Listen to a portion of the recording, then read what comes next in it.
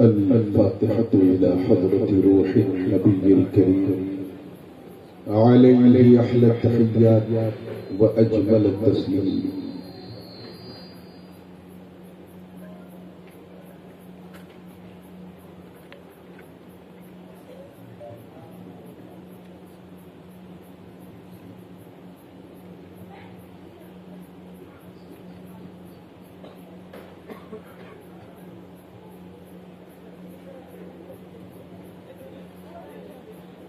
لي خمسة مقصودها حر الوباء الحاكمة المصطفى والمرتضى وابناهما الفاطمة غوث اعظم زمن بے سر سما مدد قبلہ مدد کعبہ مدد معین حسن عالم فنا ہے وسوء ما غریباں سربرا شاہ کریمہ دستگیرہ اشرفا حرمت روح پیمبر یک نظر کن سورما ہم پہ احمد کا ہو سایہ ہم پہ اشرف کا کرم سیدی مختار اشرف کا سبا کے واسطے قال اللہ تعالی فی شأن حبیبہ الکریم ان اللہ وملائکتہ یصلون علی النبی یا ایہا الذین آمنوا صلوا علیہ وسلموا تسلیما اللہم صل وسلم وبارک علی سیدنا مولانا محمد وعلی آل سیدنا ومولانا محمد صلی اللہ علیہ وسلم سبحان ربک رب العزة عما یصفون وسلام علی المرسلین والحمد للہ رب العالمین بحق لا الہ اللہ محمد رسول اللہ.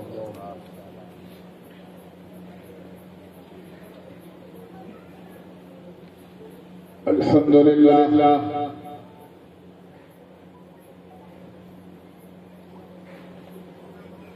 الحمد للہ حق حمدہ والصلاة والسلام على من لا نبي بعد سيدنا ومولانا ومأوانا وملجأ وذخرنا وفخرنا ونبينا ورسولنا وحبيبنا ومحبوبنا وقائدنا وقدوتنا وكريمنا ورحيمنا وشفيعنا يوم العرض على الله محمد المصطفى صلى الله تعالى عليه وسلم وعلى آله وصحبه وأزواجه وعترته أما بعد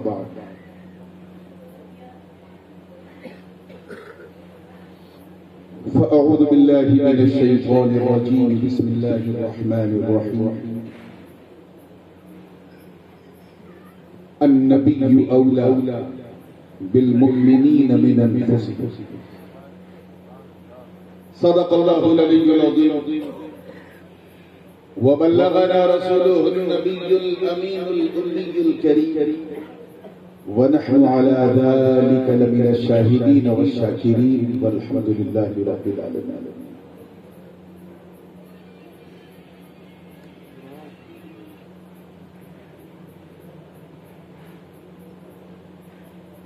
سب سے پہلے تو آپ سبھی لوگوں کو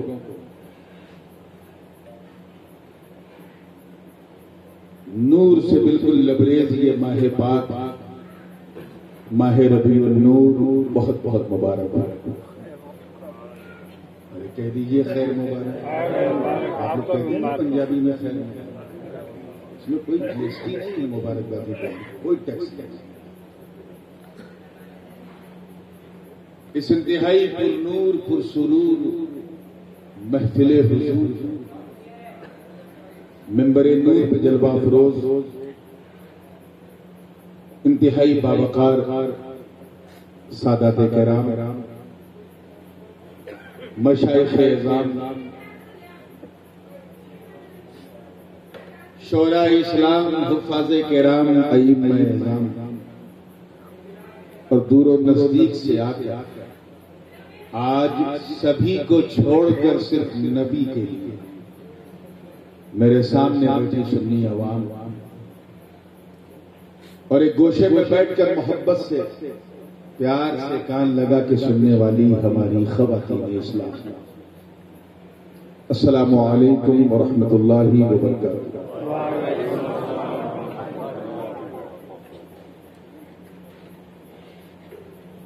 کتنا خوبصورت اتفاق ہے کہ ماہ پاک ابھی مغرب کے بعد سے شروع ہوا ہے اور اس پہلی شب میں پورا نورانی اسٹیج جو ہے مصطفیٰ کے خاندان سے آباد ہے صلی اللہ علیہ وسلم، اور نور العنان نوریہ کے صاحب سجادہ کی ذات ستودہ صفات آج کے اس جلسے کی صدارت فرما رہی ہیں۔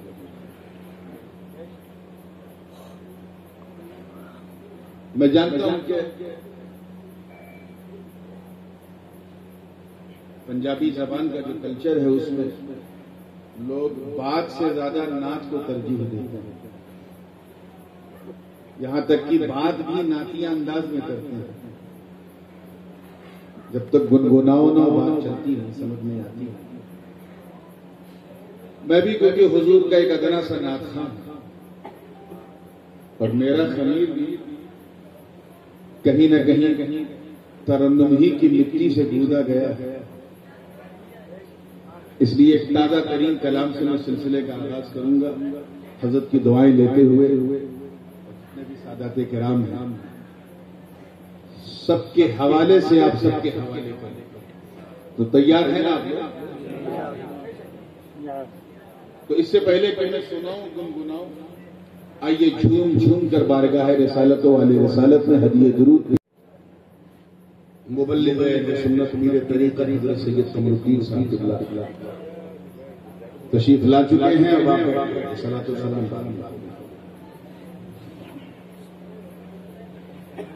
ایک مرتبہ ذرا اچھی لگا کے تنگے پاک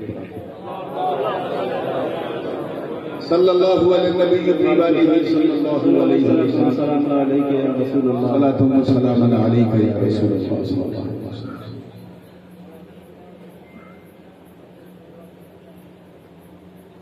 آج کی سبھا اس اجلاس کی مناسبت سے میں نے قرآن مقدس کی بڑی مشہور و معروف آیت کریمہ کی تلاوت کا شرف حاصل کیا۔ ارشاد ربانی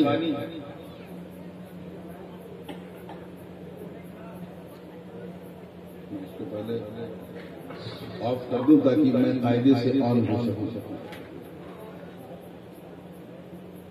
النبی اولا بالمؤمنین من انفسہم، ترجمہ نبی مومنین کی جان سے زیادہ قریب کیا ہے؟ زیادہ قریب۔ اس کے تین الگ الگ ترجمے ہیں، میں تینوں کروں گا۔ یہ فرمائش بھی آج کی تقریر میں تین ٹائپ ہے، اس لیے میں نے بڑی مشکل سے اس آیت کا انتخاب کیا کیونکہ اس میں ترجمہ بھی تین ٹائپ ہے۔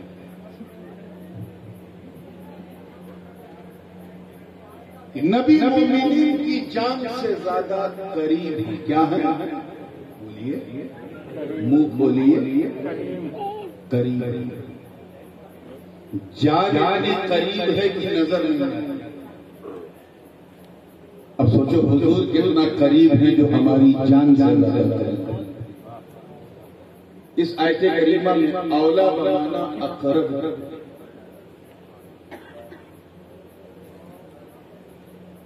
ایک معنی اس کا ہے، ابھی اس کا ترجمہ سننا تفصیل باقی، اور وہ یہ ہے کہ نبی مومنین کی جان سے زیادہ قیمتی، جان سے زیادہ قیمتی جان اتنی قیمتی ہوتی ہے کہ کسی کو انسان دے نہیں سکتا. اب سوچو ہمارے آقا کتنے قیمتی ہیں جو ہماری جان سے بھی زیادہ. اس آیت کریمہ میں اولا بنانا، یہاں اولا بنانا اصمن یا اہم کے بہت زیادہ قیمتی یا بہت زیادہ اہم ہے. ایک ترجمہ اس کا اور وہی قابل اور وہ یہ کہ نبی مومنین کی جان کے مالک کیا ہے. زور سے بولو بھائی، ایسا نہ لگے کہ ہم لوگ تیجا چالیسواں کی محفل میں بیٹھے ہیں، کسی فساد کی محفل میں نہیں، آقا کے میلاد کی محفل میں. ایسا سنو کہ بولنے والوں کی بولتی بنی بن جائے اور سنتے وقت محسوس کراؤ کہ یہ سننے والوں کا نہیں، سنت والوں کا جلسہ ہوتا ہے. نبی مومنین کی جان کے مالک، یہاں اولا بنانا مولا کیا. اب میں اس پہ بات مانوں گا. پہلے آئیے پہلے النبی اولا بالمؤمنین من انفسہم، نبی مومنین کی جان سے زیادہ قریب، حد سے زیادہ قریب.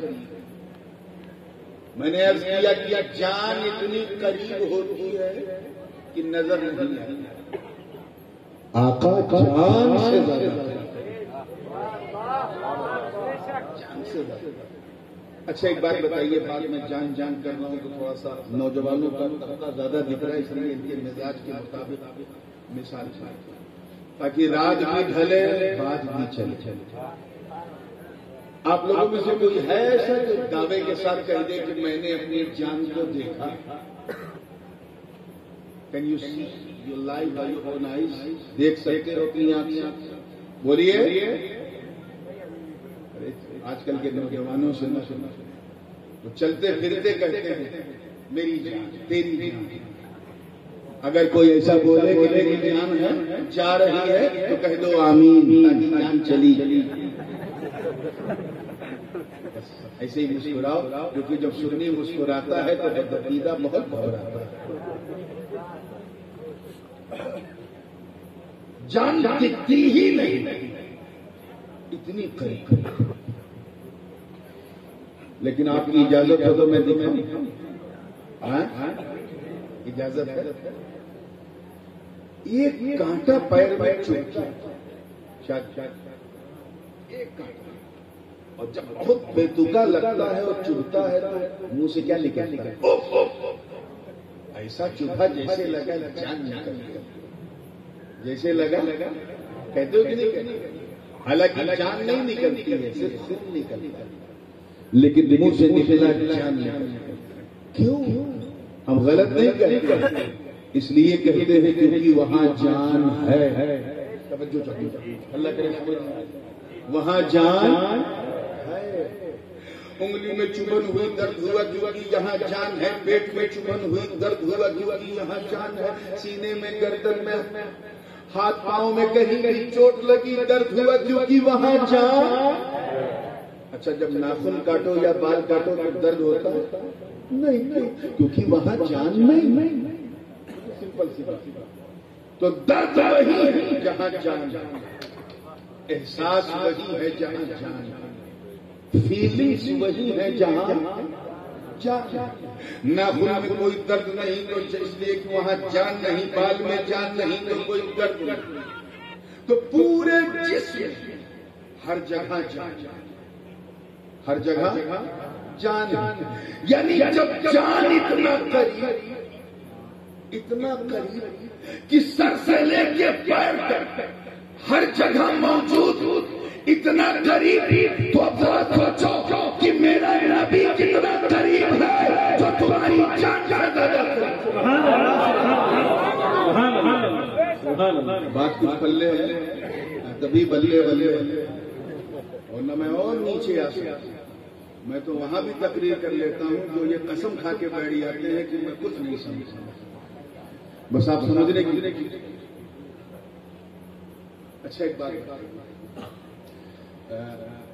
10 قدم دور اگر کوئی انسان کھڑا، 10 قدم آپ اسے جب پکاریں گے ہندی میں تو کیا کہیں گے؟ ہے۔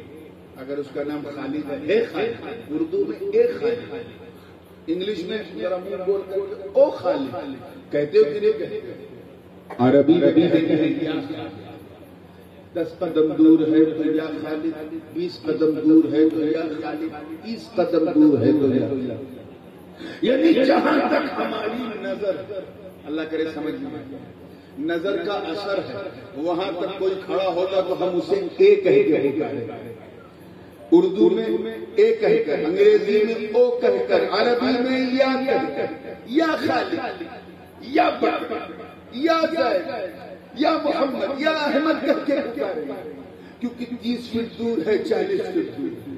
مجھے بتا اے ہنومان گڑھ کے غیور سن، توجہ جملہ ضائع نہ ہو، جب 10 فٹ دور، 20 فٹ دور، 30 فٹ دور، 40 فٹ دور کھڑے انسان ہم یا خالد یا محمود یا نورانی کہہ کے پکارتے ہیں، کوئی فتویٰ نہیں دیتا، تو پھر اس نبی کو ہم یا رسول اللہ کیوں نہ کہیں جو ہماری جان میں زیادہ قریب ہے۔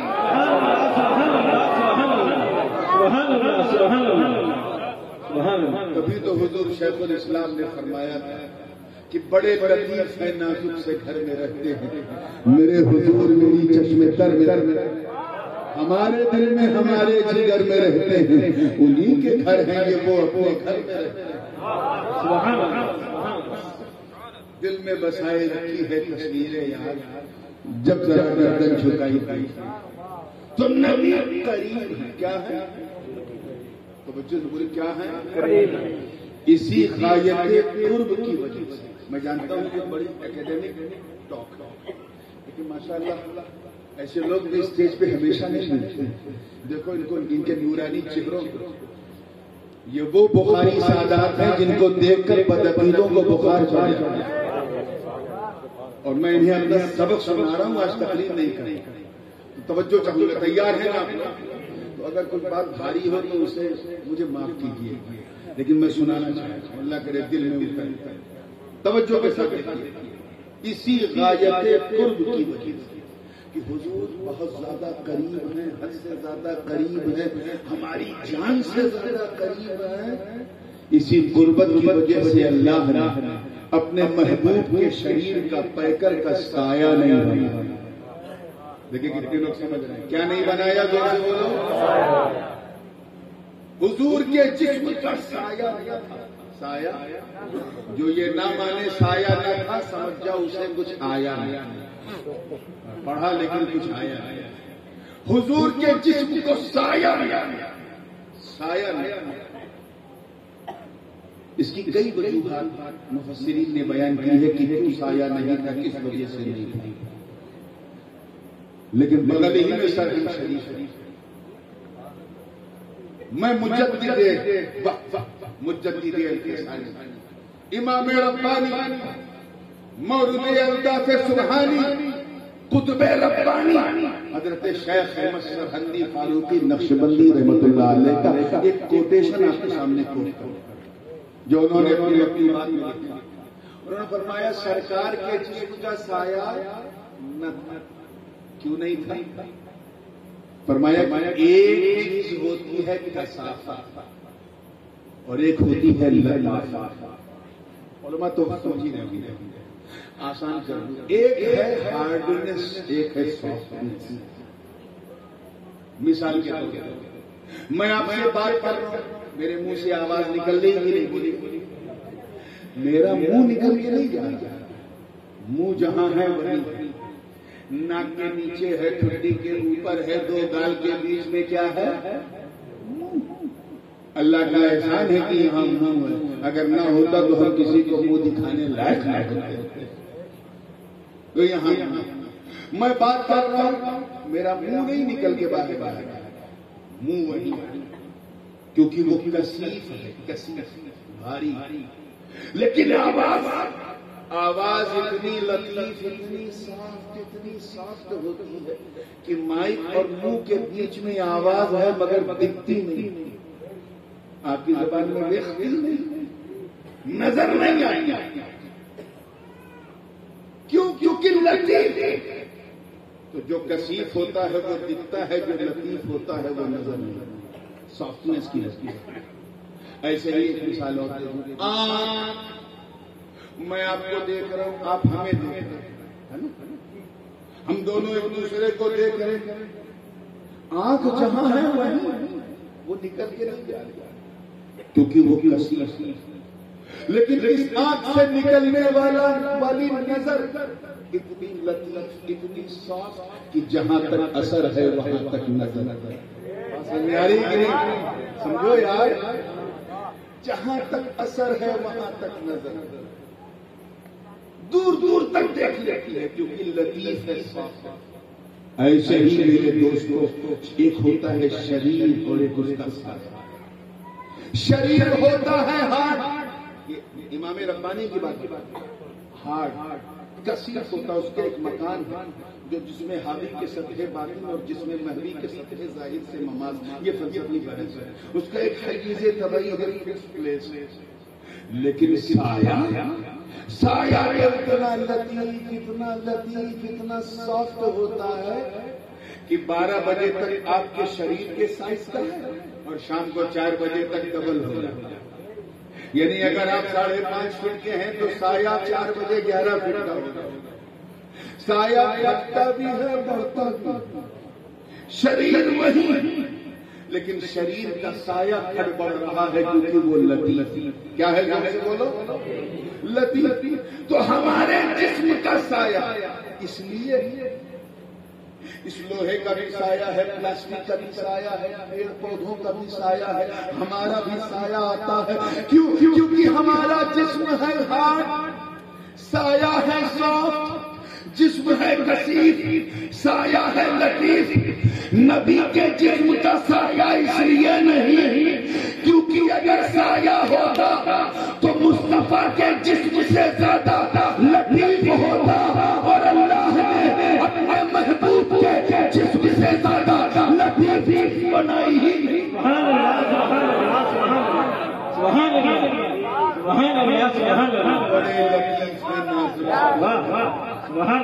میرے حضور میری چشم تر میں رہتے ہیں، ہمارے دل میں، ہمارے جگر میں رہتے ہیں. انہیں کے گھر ہیں یہ، وہ اپنے گھر میں رہتے ہیں. قربت کا حال کہاں میرے آقا کا مدینہ، اور کہاں آپ کا ہنومان گڑھ ٹاؤن میں بسا یہ کنج، اور یہاں کا قبرستان. قبر میں لٹایا تو حضور آئے کہ نہیں؟ آئے کہ نہیں؟ کوئی روک پایا؟ بیچ میں کتنے رڑ ہیں، کتنے سم ہیں، کتنے اوشین ہیں، ہند مہاساگر ہے، جدہ شہر بیچ میں، مکہ پھر مدینہ، کوئی نہیں روک پایا. نبی آ گیا. کیونکہ لطیف آ گئے، کیونکہ حاضر بھی ناظر آ گئے. ذرا جاہلوں سے کہو جو مادر مر کے مٹی میں ملنے والا لکھتے ہیں، کہو گے جب ہم غریبوں کی قبروں، جب ہم غریبوں کی قبروں میں آنے سے، میرے نبی کو ہم غریبوں کی قبروں میں آنے سے جب ہند مہاساگر کی لہریں نہ روک سکی تو ہم غریبوں کے جلسے میں آنے سے انہیں روک دیں.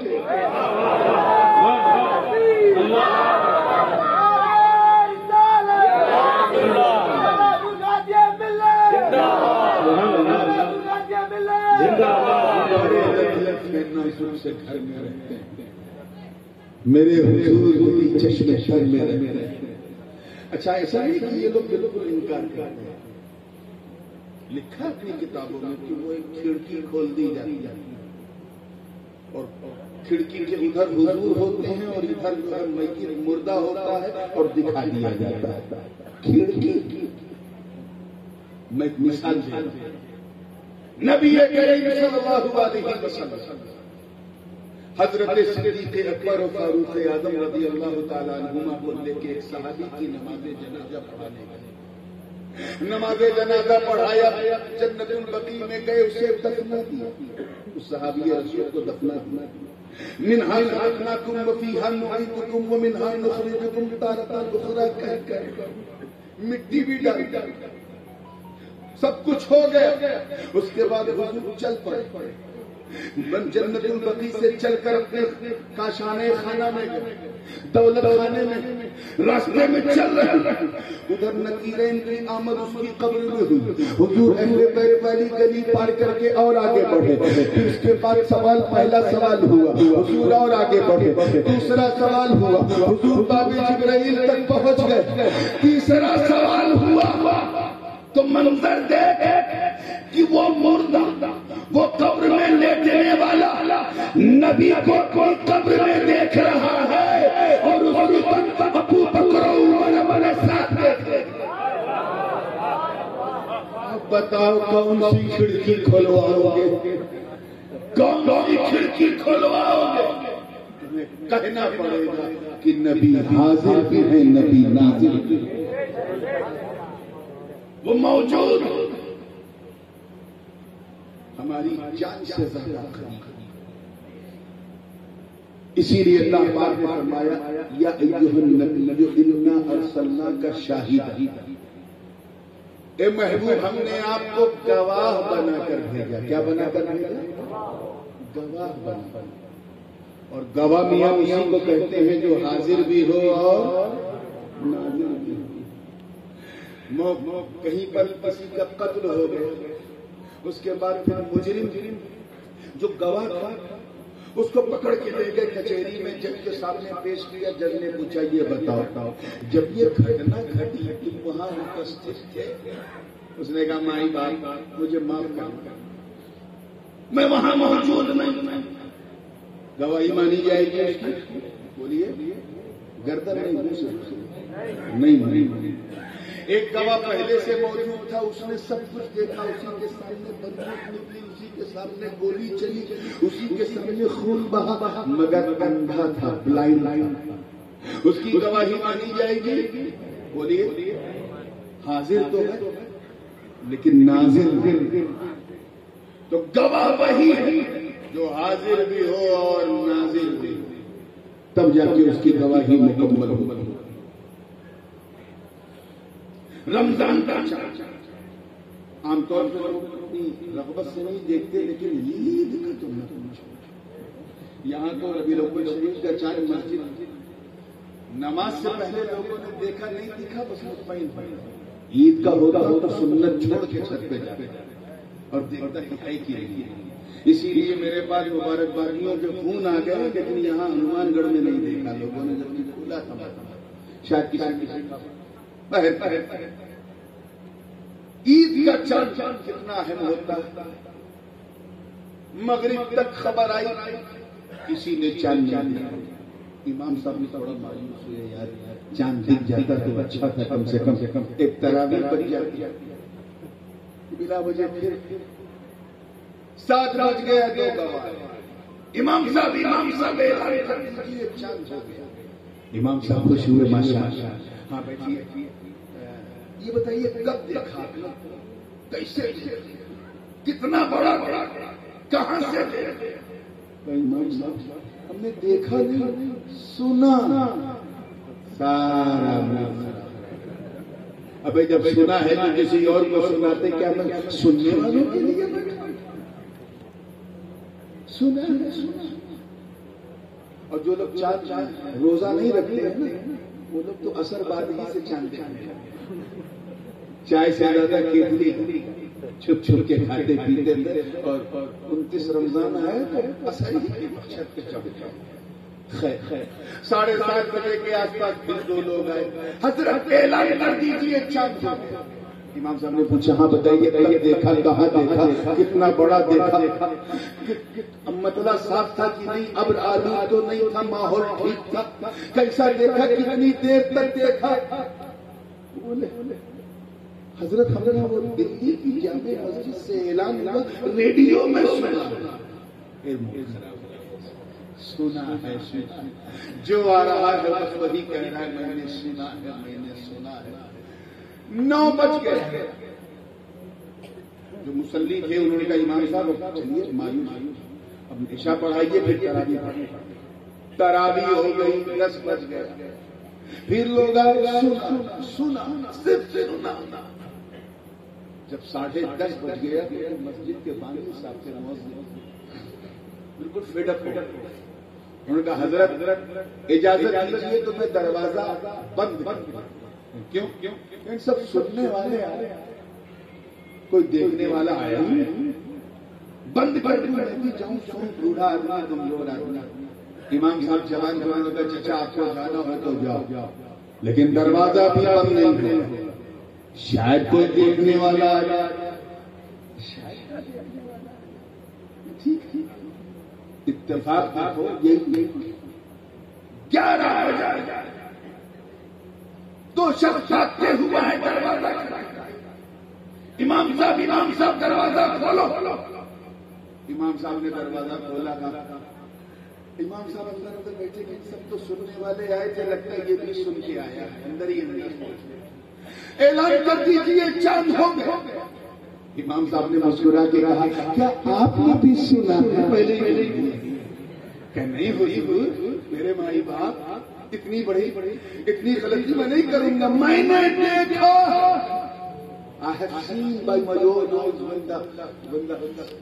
مون سائٹ جب چاند چمکا نکلا تو میں نے اسے خود اپنی آنکھ سے دیکھا امام صاحب نے کہا واقعی دیکھا کہاں بالکل دیکھا تو پھر بیٹھا اپنے پاس کتاب القاضی القاضی کرنے کے لیے کچھ سوالات کیے دیکھا ہے تو تب دیکھا ہے کتنے بجے دیکھا ہے کتنی دیر تک دیکھا ہے کتنا بڑا دیکھا ہے کس رنگ میں دیکھا ہے اور تب چلا گیا جب ایک دم اطمینان ہو گیا کہ ہاں واقعی دیکھا تب نکالا چوکا کتاب القاضی ایک خط لکھ دیا شری گنگا نگر کے امام کو آپ اعلان کر دیجیے لکھ دیا گھرسانہ آپ اعلان کر دیجیے ادھر لکھ دیا بیکانیر آپ اعلان کر دیجیے جے پور تک خبر ہو گئی کہ ہنومان گڑھ میں چاند دیکھا گیا کب اعلان ہوا جب دیکھنے والا جب دیکھنے والا آیا تب اعلان کیونکہ جب تک سننے والے آئے مسجد کا دروازہ کھلا دیکھنے والا آیا امام صاحب نے خود دروازہ بند کیا اب کسی گواہ کی ضرورت نہیں اب تک دروازہ اس لیے کھلا تھا کیونکہ سننے والے آئے اب بند کر دو کیونکہ دیکھنے والے گواہی دیتے There is no need of eyewitness anymore. اب کوئی ضرورت نہیں بلا تشبیہ اللہ ہے لا الہ الا اللہ اس کے سوا کوئی عبادت کے لائق نہیں اس پیغام ربانی کو لے کر تمام انبیاء آئے سب نے اللہ کے ایک ہونے کی گواہی دی آدم آئے کہا لوگوں کہہ دو لا الہ الا اللہ لوگوں نے پوچھا کیا آپ نے اللہ کو دیکھا کہا نہیں میں نے سنا ہے نوح نے کہا میں نے سنا ہے ابراہیم نے کہا میں نے سنا ہے اسماعیل نے کہا میں نے سنا ہے اسحاق نے کہا میں نے سنا ہے داؤد نے کہا میں نے سنا ہے سلیمان نے کہا میں نے سنا ہے شعیب نے کہا میں نے سنا ہے یسوع نے کہا میں نے سنا ہے الیاس نے کہا میں نے سنا ہے ادریس نے کہا میں نے سنا ہے لوط نے کہا میں نے سنا ہے یونس نے کہا میں نے سنا ہے موسیٰ نے کہا میں نے سنا ہے ایوب نے کہا میں نے سنا ہے موسیٰ نے کہا میں نے سنا ہے جناب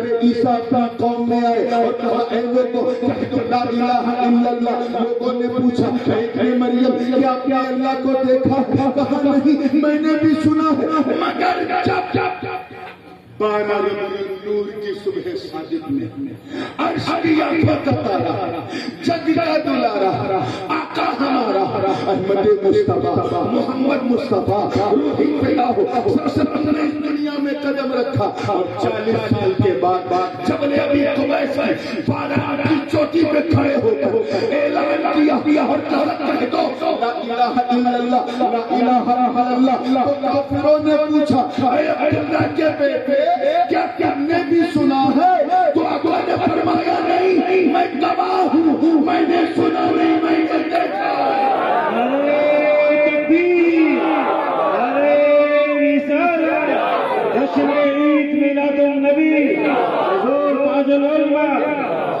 اللہ ماشاء اللہ. وہاں جب دیکھنے والا آیا مسجد میں تو مسجد کا دروازہ اب کسی گواہ کی ضرورت نہیں. یہاں جب اللہ کو دیکھنے والے نے گواہ دی تو اللہ پاک نے اعلان کر دیا اے فرشتوں now I'm going to close the door of prophecy. اب میں رسالت و نبوت کا دروازہ بند کرنے جا رہا ہوں. اب تک یہ دروازہ اس لیے کھلا تھا کیونکہ سننے والے آ رہے تھے. اب بند کر دو کیونکہ دیکھنے والے پیارے پیارے سونے مصطفیٰ نے گواہی دی.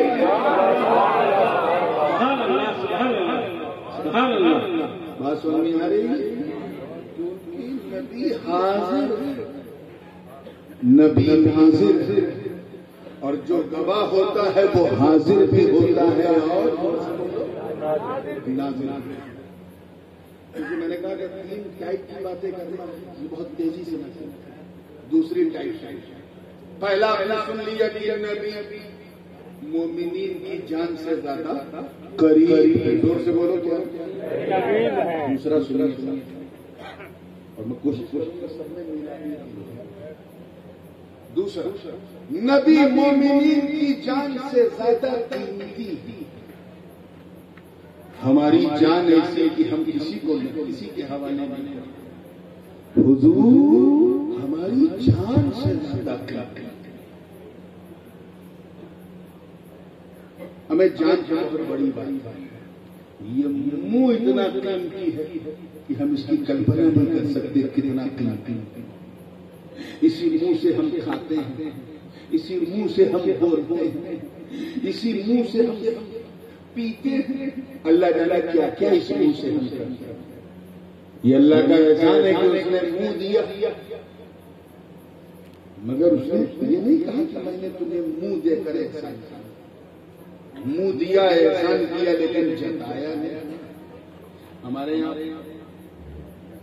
ادھر اس پار پنجاب میں وہاں بھی لاہور گجرانوالہ یہاں بھی دیکھا ہے کچھ علاقوں میں دکھاوا اس کمیونٹی میں بہت زیادہ. اگر پیر صاحب کی میں بہت کھل کے بولنے والا 100 روپیہ نذرانہ بھی لیں گے تو وہ یو پی یا بہار لپیٹ کے چھپا کے نہیں دیں گے, کھول کے ایسا پھیلا. نوٹ 100 کی ہے لیکن اتنا کھول دو کہ 100 لوگ دیکھ لیں. ایک مزاج کیونکہ آپ لوگ پنجابی بولتے ہیں تو آپ کی وہی عادت یا اللہ ماشاءاللہ. یہ دکھاوا جو ہے یہ ہم سے ثواب اور نیکیاں ختم کرواتا ہے. حضور فرماتے ہیں کہ جب کسی کو ہدیہ دو کچھ دو تو یہ کہ صدقہ بھی دو. اگر ایک ہاتھ سے دو تو دوسرے ہاتھ کو پتہ نہ چلے. کھول کے لفافے میں رکھ کے نہیں دیتے کہ کوئی دوسرا نہ دیکھے. کھول کے یہ اسلامی طریقہ نہیں. لیکن یہ دکھاوا ہمارے اندر ہے. ہم جانتے ہیں کہ احسان کرنا اور احسان جتانا سمجھ, کسی کو جتلانا بھی کہتے ہیں. سمجھ میں آیا؟ جیسے کسی نے کسی کو برے وقت میں 1000 روپیہ دیا, وقت برا تو اس نے دعا, اس کے بعد 1000 لوگوں سے کہا میں نے اسے 1000 دیا, میں نے اسے 1000 دیا, میں نے اسے 1000 دیا. اتنا کہا کہ ایک ہفتے بعد وہ آدمی بھاگ کے آئے. اس نے کہا لے بابا مجھ سے 2000 لے لے.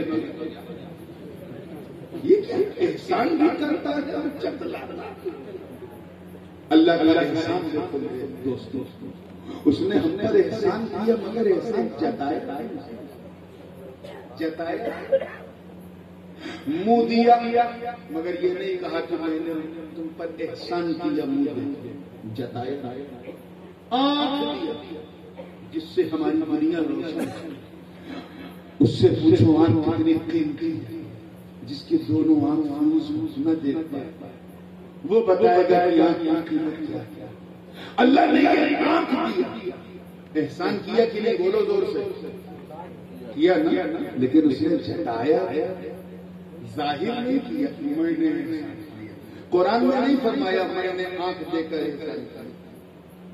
اس نے ہاتھ دیا، اسی ہاتھ سے ہم لکھتے ہیں، چیزوں کو پکڑتے ہیں، اور اگر کوئی گستاخی حضور کی کرے تو اسی ہاتھ سے تھاپڑ لگاتا ہے۔ پیرا کی تھاپڑی نہیں ہوتی، وہ دوسری تھاپڑی ہوتی، زبردست۔ کیوں؟ احسان کیا اللہ نے، ہاتھ دے کر اسی ہاتھ سے ہم چیزوں کو پکڑتے، سامان بناتے ہیں، اسی ہاتھ سے ہم ہر چیز بناتے ہیں۔ لیکن اللہ نے یہ نہیں فرمایا کہ ہم نے ہاتھ بنا کر احسان، ہاتھ بنا کر احسان کیا، اس نے نہیں فرمایا۔ پاؤں، یہ پاؤں نہ ہو تو نہ تم حج کر سکتے ہو، نہ مکہ دیکھ سکتے ہو، نہ اپنے پاؤں سے چل نہیں سکتے۔ پاؤں نہ ہو تو لوگ لنگڑا کہتے ہیں، لنگڑا۔ اللہ نے کتنا بڑا احسان کیا پاؤں بنا کر، لیکن اس نے احسان چاہتا ہے توجہ تو ہمیں اب اس سے بڑی مثال کیا ہوگی کہ اللہ نے ہمیں سانسیں دی، آکسیجن کتنا قیمتی ہے۔ کورونا پیریڈ میں آپ نے دیکھا ہوگا دوسری لہر، فیکٹری میں پڑنے والی آکسیجن جو ہے لوگوں کو لگائی گئی، اتنی قیمتی ہوتی ہے۔ کسی کورونا پیشنٹ سے پوچھو کتنی قیمتی ہوتی، لیکن اللہ پاک نے یہ نہیں فرمایا کہ اے لوگوں میں نے تمہیں سانس دے کر، آکسیجن دے کر احسان کیا۔ جان سے زیادہ قیمتی تو کوئی نہیں۔ اللہ نے جان دیا، جسم دیا، سب کچھ دیا، مگر اس نے احسان نہیں جتایا۔ اے مالک راز کیا تو نے، اے پروردگار معاملہ کیا کیا؟ تو نے سر دیا مگر احسان نہیں جتایا، ہاتھ بنایا مگر احسان نہیں جتایا، تو نے پاؤں بنایا مگر احسان نہیں جتایا، تو نے دل بنایا مگر احسان نہیں جتایا، دل کی دھڑکن بنائی مگر احسان نہیں جتایا، تو نے جان بنائی مگر احسان نہیں جتایا، تو نے سانسیں دی مگر احسان نہیں جتایا، جان بنا کر بھی احسان نہیں جتایا۔ میں اسی خیال میں الجھا تھا، آواز آئی کہا سن، میں نے سب کچھ بنا کر، یہاں تک کہ تیری جان بنا کر تجھ پر احسان کیا، مگر احسان نہیں جتایا۔ مگر جب 12 ربیع الاول کو میں نے اپنے محبوب کو بھیجا تو میں نے کہا لقد من اللہ علی المؤمنین اذ بعث فیہم رسولا من انفسہم، تحقیق کہ اللہ نے احسان کیا مومنین پر جو انہوں نے سے ایک رسول کو دل بنا کر احسان نہیں جتایا، جان بنا کر احسان نہیں جتایا، سانس دے کر احسان نہیں جتایا، اور جب اپنے محبوب کو، آمینہ کے لال کو، عبداللہ کے دلارے کو، عبد المطلب کے پیارے کو، ابو طالب کے آنکھوں کے تارے کو جب بھیجا تو احسان جتا دیا، اعلان کر دیا، معاملہ صاف، گویا رب یہ فرما رہا تھا، اے میرے بندوں جان لو میرا محبوب کتنا قیمتی ہے، کتنا بہمول ہے، کتنا کاسلی ہے، کتنا اہم ہے، کتنا پرمکھ ہے کہ میں نے تیری جان بنا کر تجھ پر احسان نہیں جتایا، نبی کو بھیج کر احسان جتا دیا۔ اب تو سمجھ جا کہ میرا نبی تیرے دل سے زیادہ قیمتی، میرا نبی تیرے دماغ سے زیادہ قیمتی، میرا نبی تیرے لویار سے زیادہ قیمتی، بلکہ میرا نبی تیری جان سے زیادہ قیمتی۔ سبحان اللہ، سبحان اللہ، سبحان اللہ، سبحان اللہ۔ اسی لیے تو ہم اپنوں کا بلکہ سپنوں کا ہر سب کچھ چھوڑ دیتے ہیں، مگر اپنے نبی کا علاج نہیں۔ اچھا ایک بات بتاؤ، آپ کے گھر میں بچہ پیدا ہوگا تو آپ خوشی مناؤ گے؟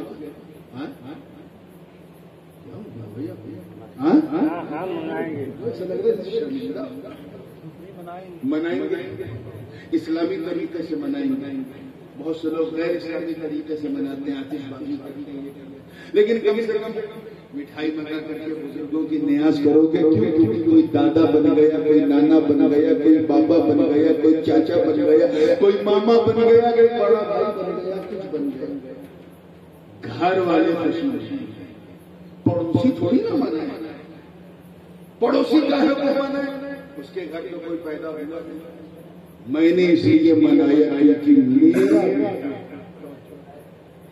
میرا چچا نے منایا کیونکہ میرا، دادا نے منایا کیونکہ میرا، نانا نے اس لیے منایا کیونکہ میرا نواسا، بھائی نے اس لیے منایا کیونکہ میرا بھائی۔ تو ہم اپنے گھر کے بچے کی خوشی ولادت اس لیے مناتے ہیں کیونکہ میرا بالکل اسی طرح ربیع الاول کی 12 میں جو نبی آیا اس کا جشن ولادت ہم اس لیے مناتے ہیں کیونکہ ہمارا نبی،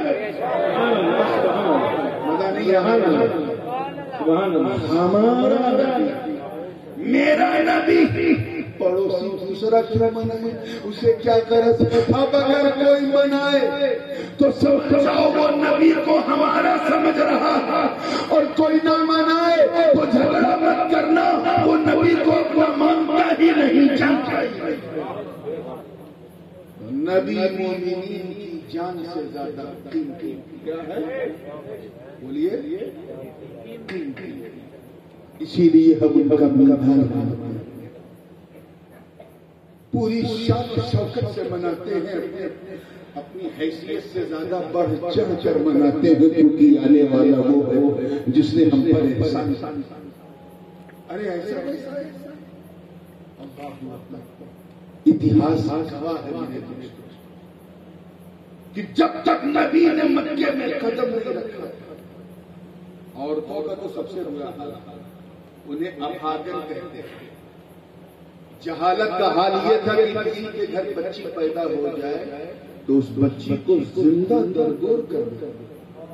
آج بھی شارع الخلیل سے جب آپ بڑی قبری عبدالعزیز کی طرف جائیں، لیفٹ ہینڈ سائڈ پہ وہ قبرستان موجود ہے جہاں جاہلی دور میں بچیوں کو زندہ دفناتے تھے۔ صرف خوف سے کہ نہ کام کی نہ کاج پر آیا مال ہے دوسرے کے گھر جائے گی، کیا فائدہ پالنے سے، مار کو نہ رہے، پاس نہ بجے۔ اتنا آتنکواد اپنے چرم پہ، حضور کی آمد سے پہلے آتنکواد اپنے چرم پہ۔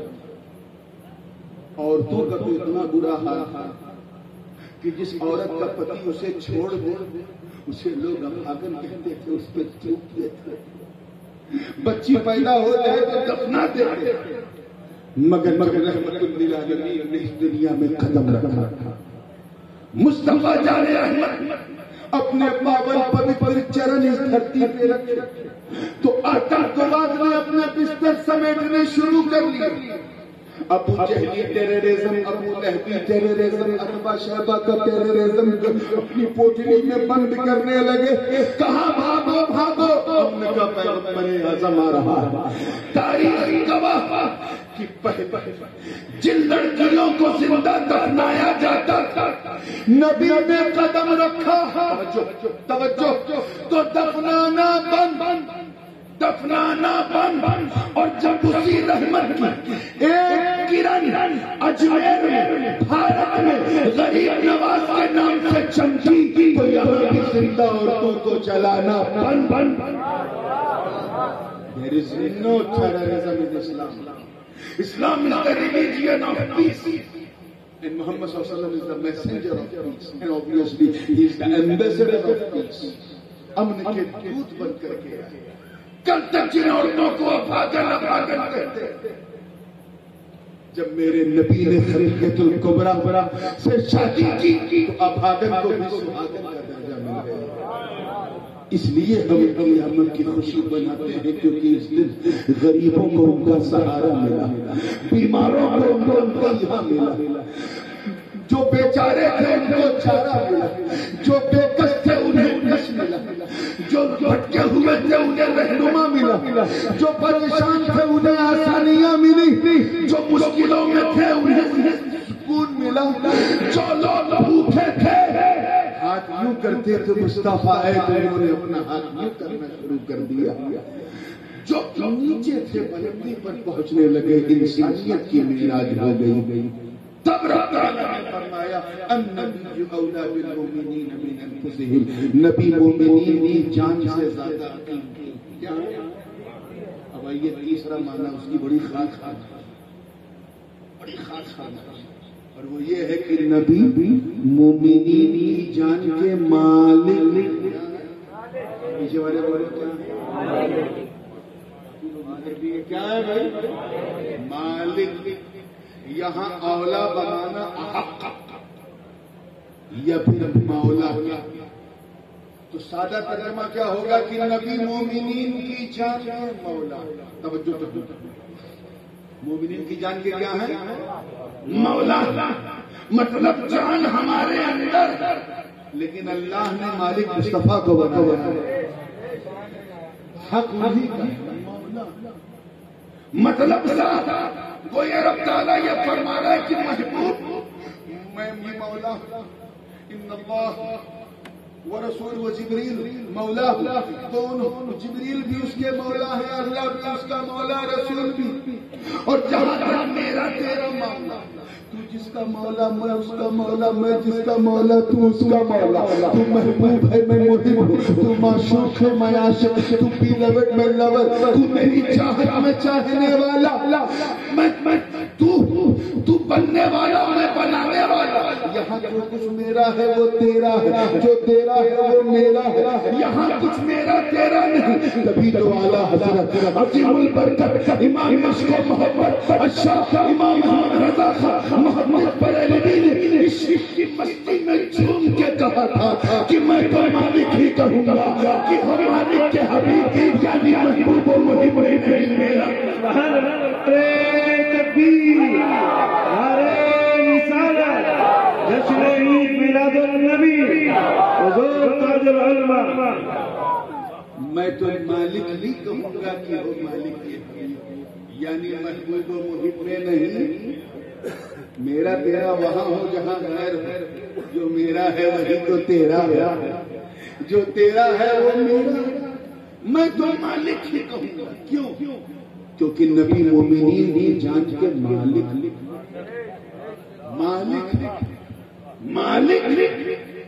اور جو مالک ہوتا ہے وہ مولا۔ اب آئیے تقریباً 30 سے 40 طرق سے یہ حدیث غدیر غور ثابت ہے۔ حضرت برا بن عازب بھی اس کے راوی ہیں، حضرت زید بن ارقم بھی ہیں، عبداللہ بن عمر، زید بن محمد بن عبداللہ بھی ہیں، حضرت سعد بن ابی وقاص فاتح قادسی حضور بھی اس کے راوی ہیں۔ کیا فرماتے ہیں کہ مقام غدیر غور تھا۔ مکے سے مدینہ سارے صحابہ مکہ کے بعد لوٹ رہے، مدینے سے پہلے خوبصورت وادی دیکھی، وہیں پڑاؤ ڈال دیا، خم کی غدیر وہاں رک گئے۔ یہ آیت نازل ہو چکی ہے، النبی اولیٰ بالمؤمنین من انفسہم۔ جب سب کچھ ہو گیا تو نماز کے بعد حضور نے وہاں منبر لگایا، تقریر کرنا شروع کیا۔ سامنے کوئی صداقت والا، کوئی عدالت والا، کوئی سخاوت والا ہے تو کوئی کرم، صحابہ کی نورانی جماعت، بیچ میں علی۔ اس دن علی کی قسمت بھی ساتویں آسمان، صاحب ذوالفقار جناب حیدر کرار، وہ ذوالفقار لیے بیٹھے تھے، آقا نے اشارہ کیا یا علی تعال، ادھر اپنے داہنی طرف علی کو کھڑا کر دیا اور ہاتھ پھر چھوڑا۔ علی کو نبی دیکھ رہے ہیں، نبی کو علی منظر ہے۔ حضرت سعد بن ابی وقاص کی روایت سنی، فرماتے ہیں کہ سرکار نے پوچھا صحابہ سے، اتعلمون انی اولیٰ بکم من انفسکم، کیا تم لوگ یہ جانتے ہو کہ میں تمہاری جان کا تم سے بڑا مولا مالک؟ سارے صحابہ نے کہا حضور آپ پر میرے ماں باپ قربان، آپ مالک نہیں تو کون مالک؟ حضور نے کہا واہ، عقیدت میں نہیں، حقیقت کی اینک لگاتے تھے، سوچو میں کیا کہا۔ سرکار نے کہا اتعلمون انی اولیٰ بکم من انفسکم، کیا تم یہ جانتے ہو کہ میں، توجہ رہے، میں تمہاری جان کا تم سے بڑا مالک ہوں، مولا ہوں۔ سارے عاشقوں نے کہا اب ہماری جان کے ہم سے بڑے مولا، ہم کہاں اپنی جان کے مولا ہے، مولا تو آپ۔ تیسری بار تاکہ سارے صحابہ توجہ سے سن لیں، یہ نہ ہو کہ فرد عقیدت میں جواب دیں۔ تیسری بار کہنا، ایک صحابی رسول کھڑے ہو گئے، میدان سے تلوار نکالی اور کہا حضور حکم دیجئے تو میں اپنی گردن کو کاٹ کے آپ کے قدموں میں لگوں۔ آپ ہی تو ہماری جان کے مولا، آپ ہی تو مالک۔ توجہ چاہوں گا، اللہ کرے جملہ ضائع نہ ہو۔ اتنا سنت راوی بیان کرتے فأخذ بيد علي قائلا والذي نفس محمد بيده من كنت مولاه فهذا علي مولاه۔ اتنا کہنا تھا، نبی نے علی کا ہاتھ پکڑا اور کہا عزت رب کعبہ کی قسم جس کے قبضے میں میری جان ہے، اگر میں تیرا مولا ہوں تو سن، میں جس کا مولا ہوں میرا علی اس کا مولا ہے۔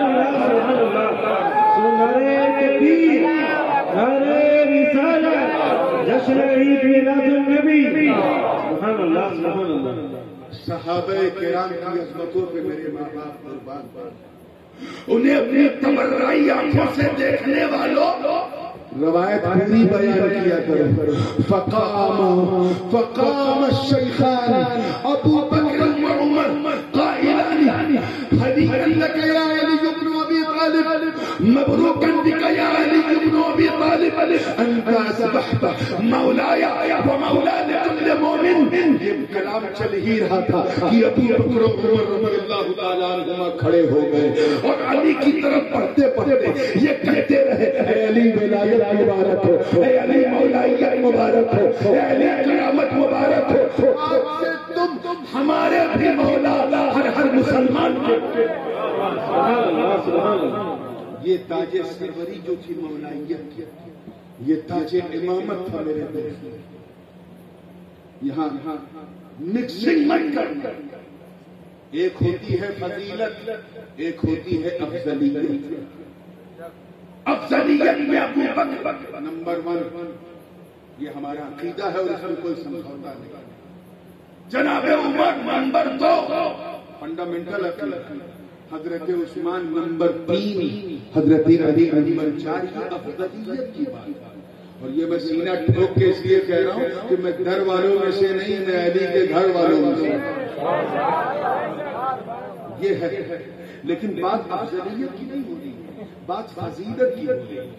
کس کو اللہ نے کون سی نعمت اور فضیلت بخشی، اس فضیلت، وہ فضیلت جو مولائیت کا تاج حضرت سیدنا علی نے اپنے سر پہ رکھا، اس کی حقیقت کو سمجھنا ہے تو تھوڑا پیچھے جانا ہے۔ حضرت ابراہیم خلیل اللہ، انہوں نے جب اپنے سارے وعدے پورے کیے تو اللہ نے ان کے سر پہ امامت کا تاج رکھا اور فرمایا انی جاعلک للناس اماما۔ اے ابراہیم، میں تجھے لوگوں کا امام بنانے والا ہوں۔ توجہ کرو، آپ نے عرض کیا وہ من ذریتی، کیا میرے بچے بھی امام بنیں گے؟ رب تعالیٰ نے فرمایا لا ینال عہد الظالمین، میرا یہ وعدہ ظالموں کے لیے نہیں، یعنی تیری نسل میں دو طرح کے لوگ ہوں گے، ظالم بھی ہوں گے، عالم بھی ہوں گے، صابر بھی ہوں گے، جابر بھی ہوں گے۔ کربلا نے فیصلہ سنا دیا کہ امامت یزید جابر کو نہیں، حسین صابر کو ملی۔ وہ امامت تھی جو حضرت اسماعیل کو ملی، وہاں سے بنی عدنان کو، وہاں سے بنی لوئی کو، وہاں سے بنی کلاب کو، بنو مرہ کو، بنو مدرکہ کو، بنو خزیمہ کو، چلتے چلتے قصی کو ملی، وہاں سے عبد مناف کو، وہاں سے ہاشم کو، وہاں سے عبداللہ عبد المطلب کو، وہاں سے عبداللہ کو، اور وہاں سے جناب محمد رسول اللہ انہیں ملی جن کے صدقے میں ابراہیم کو امامت ملی۔ نبی امامت کے سردار، مگر میرے آقا نے کیا کیا؟ اپنی امامت کی دو شاخیں، دو نہریں، دو برانچیں ظاہر کی، ایک امامت ظاہری، ایک امامت باطنی، ایک دکھنے والی امامت، ایک نہ دکھنے والی امامت، اور آسان کر دوں ایک سرکاری امامت، ایک درباری امامت، سرکاری امامت اور درباری امامت، اور ہجرت کے رات، ہجرت کی رات میرے نبی نے دونوں دے دی۔ ابو بکر صدیق کے کاندھے پر بیٹھ کر